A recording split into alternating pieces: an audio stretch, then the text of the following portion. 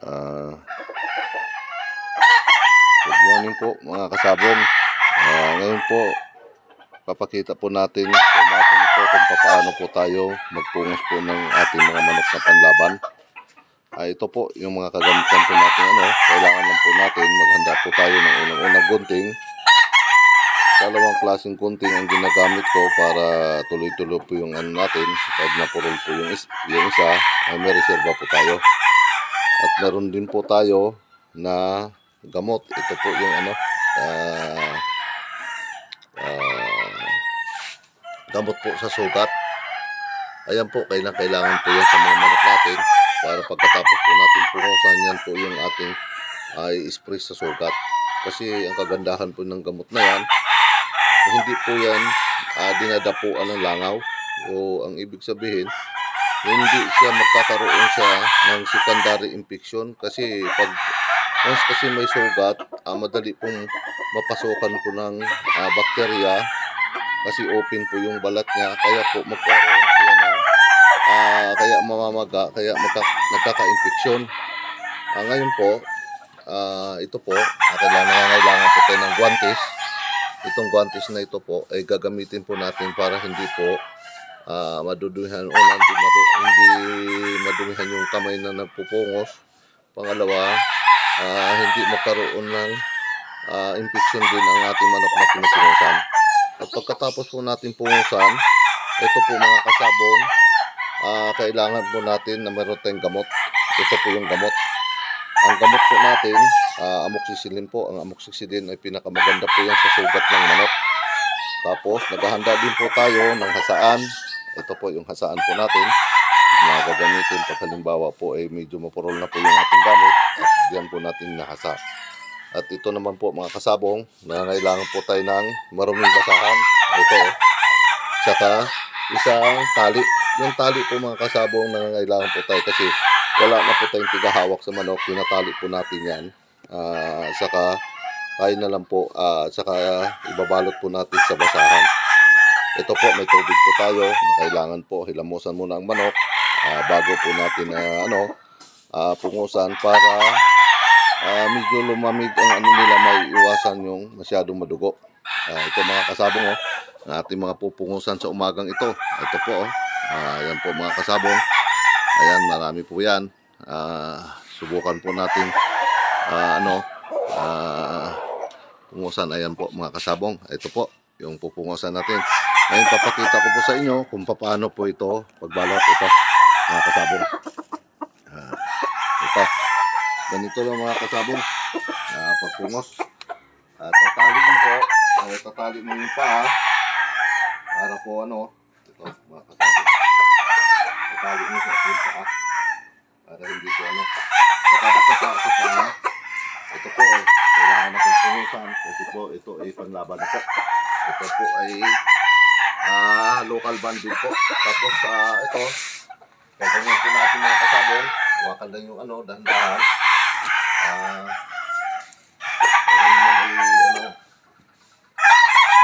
Babalutin po natin ng ganyan. Kasi para pag binalot po natin ng gano'n, hindi po siya makakapalag at itatali. Yan mga kasabong. Tatali po natin yan. Yung paa para hindi po makapalag. Hindi po maging malikot.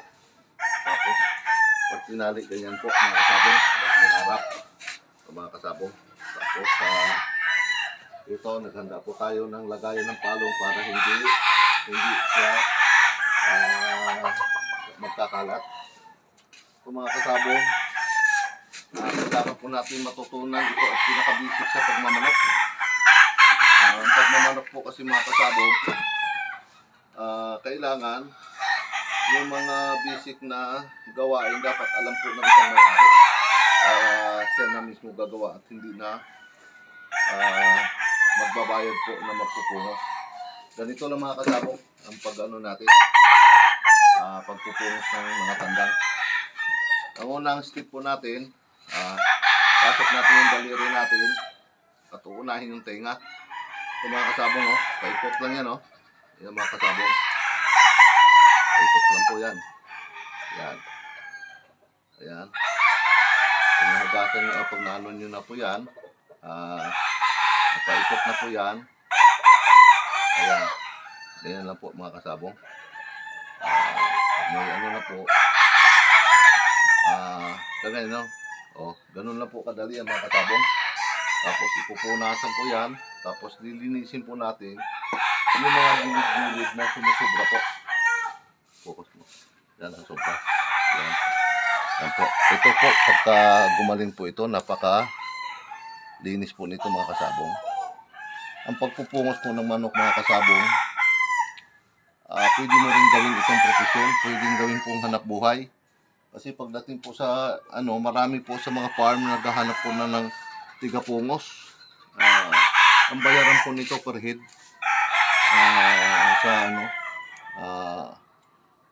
bawat isang ulo, ang bayaran po nito, kung ilang piraso po nagagawa mo, yun po ang babayaran po ng may-ari. Ayan, ganyan lang po mga kasabong. Ayan ganyan. Tapos, pupunasan niyo po. Pinunasan niyo ganyan. Ito po mga kasabong, aalisin mo. Ganyan lang Hindi gaano masyado madugo siya. Ayan Tapos ang kailangan din mga kasabong, bago ka magpungos, dapat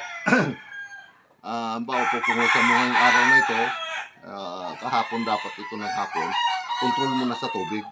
Kasi ang tubig po, yun po ang pag masyadong matubig ang manok, masyadong moisture, para hindi po nagkukondisyon, mas maano po siya, mas madugo. Ito hindi gaano madugo mga kasabong gawa ng ito ay kahapon ay nakontrol na po ito sa tubig. Pagkatapos na ganyan, ayan po yung natin, yung pang spray. Ayan po madali po matuyo ang sugat niyan. Tapos hindi po nadadapuan po ng lanaw. Ayan po mga kasabong, ang bahagi ng ganyan. Pagkatapos niyan, babalik ta rin mo lang mga kasabong. Ganyan lang po, parang hindi na kailangan may maghahawak. Kasi pag may naghahawak pa, doble trabaho po yan.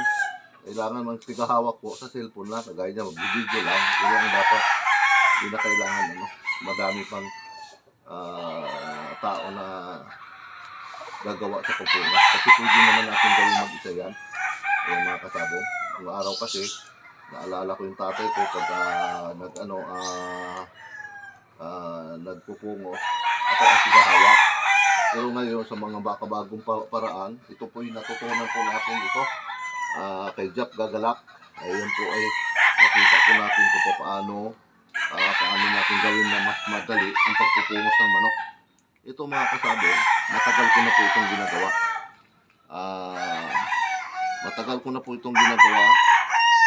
Kasi doon sa atin, meron po ako, sa Golden Warrior Poultry Supply po mga kasabong, nung araw po, nung nagbukas po ito ng poultry supply, mga customer po, libre po ang pungos. Ayan, customer service ko po yun. Hanggang ngayon po mga kasabong, yung mga customer natin, pag nagre-request po na magpapupungos po ng isag, tayo naman po ay tumutugon po sa kanilang kailangan. Kasi ito po yung tanging maibigay ko sa customer ko, yung serbisyo po namin. So alam ko, ito hindi naman po yung nagpapabayad pag nagpapapungos, yung mga customer ko. Ayan mga kasabong, ganun lang kadali ang kasabong Ngayon, kung nagpa-practice po tayo na magpungos ng manok, madali lang yung mga kasabong. Unang-una, huwag lang po matakot. Alisin po ang takot, kasi wala po namamatay sa pungos. Saka lalo na kung nagpapapungos lang yung iba, huwag kang matakot. Unang-una, bakit ka matatakot? Unang-una, hindi naman sa'yo. Pag nag-disgrasya, at saka matututo ka. Ayan Ayan lang mga kasabong. Napakasimple lang po yan mga kasabong, ang pagpupungos. Ayan. Kailangan po magiging malinis po yung pagpungos natin. So, may extra tayong basahan. Ayan po. Ito po mga kasabong, para luminis, alisin talaga yung balat. Ayan alisin yung balat. Ayan po mga kasabong. Ayan. Ayan, malinis po yan. Malinis po ang pagkapungos ng mga kasabong. Ayan. Kaya kailangan pag gumawa po tayo, malinis. Ayan. Mga kasabong. Ay, talagang inaano po natin yan. Naalis po talaga natin yan. Ayan mga kasabong. Ito naman po, ito ang mahirap na hindi natatanggal at yun ang nagkakaroon ng bukol at papangit yung Pero kailangan natin tanggalin yan. Ganyan lang yung mga kasabong mo. Basta matalas lang po yung gamit, ay ito hindi ka mahihirapan. Ayan. Ayan mga kasabong. Ganun lang po kasimple ang pagpupungos. Sa isang oras po, nakakagawa po na kahit 10 pataas po. Kung bihasa ka na magpungos, ayan na kasimple. Ayan mga kasabong. Sana may natutunan po tayo sa ating binahagi na video. Ito makatulong po ito sa mga bago pong nagmamanok. Salamat po mga kasabong. Pinakatay na.